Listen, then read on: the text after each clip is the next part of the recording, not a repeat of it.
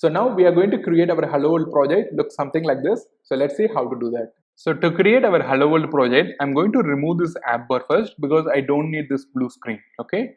So then I'm going to make this text as a center position, okay? So to do that, I'm going to remove this text first. So to make it center, so there is a widget called center.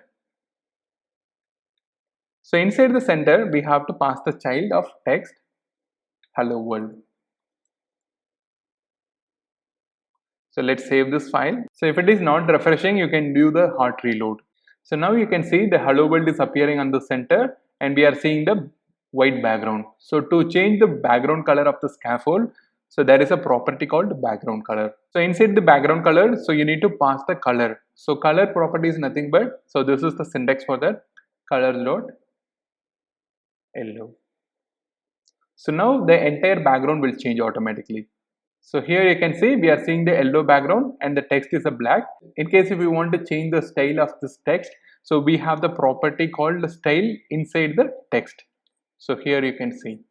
So this style, it requires the text style, okay?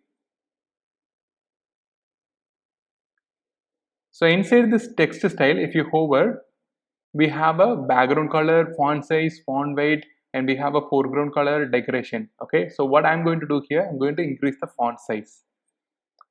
I'm going to make it as a 30 and I'm going to change the color. I'm going to make it as a white color. So now you can see we have changed the text style to the font size of 30 and color is white. So let's save and see how it is going to look. So now you can see the changes.